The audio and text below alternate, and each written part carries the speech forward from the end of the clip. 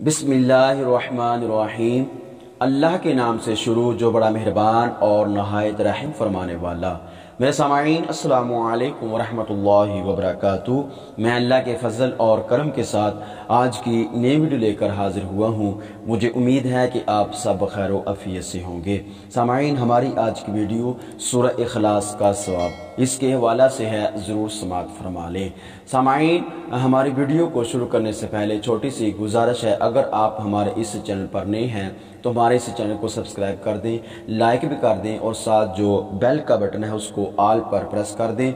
इससे ये होगा कि हमारी हर नई आने वाली वीडियो आप तक बर वक्त पहुँचती रहेगी। सामाईन, हम अपनी वीडियो को शुरू करते हैं टाइम को ज़ाया किए बगैर। सूरह इखलास का सवाब हज़रत सैयदना हम्माद मक्की रहमतुल्लाहि ताला अलैह फरमाते हैं, मैं एक रात मक्का मुकरमा के कब्रस्तान में सो गया। क्या देखता हूँ कि कब्र वाले हल्का दर हल्का खड़े हैं। मैंने उनसे पूछा कि क्या क़यामत कायम हो गई?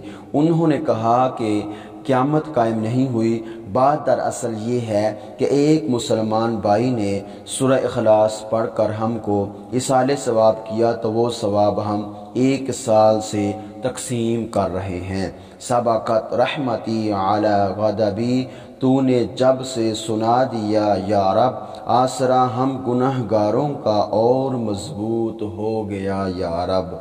सामाईन, हमसे पहले जो ईमान की हालत में दुनिया से चले गए हैं मुसलमान, चाहे वो वालिदैन की सूरत में हों, चाहे वो बहन भाइयों की सूरत में हों, चाहे वो रिश्तेदारों की सूरत में हों, चाहे वो यार दोस्तों की सूरत में हों, जो ईमान की हालत में हमसे पहले दुनिया से चले गए हैं, उनके हक़ में दुआ ज़रूर किया करें। उनके हक़ में कुरान मजीद में से कुछ हिस्सा तिलावत करके या कोई सूरत तिलावत करके उनको इसाले सवाब ज़रूर किया करें। उनके हक़ में इसाले सवाब ज़रूर किया करें। इससे ये होगा कि आज हम किसी के लिए दुआ करेंगे तो हमारे जाने के बाद भी हमारे लिए कोई दुआ कर सकेगा। सामाईन, ये हमारी छोटी सी वीडियो थी सूरह इखलास का जो सवाब है उसके हवाला से।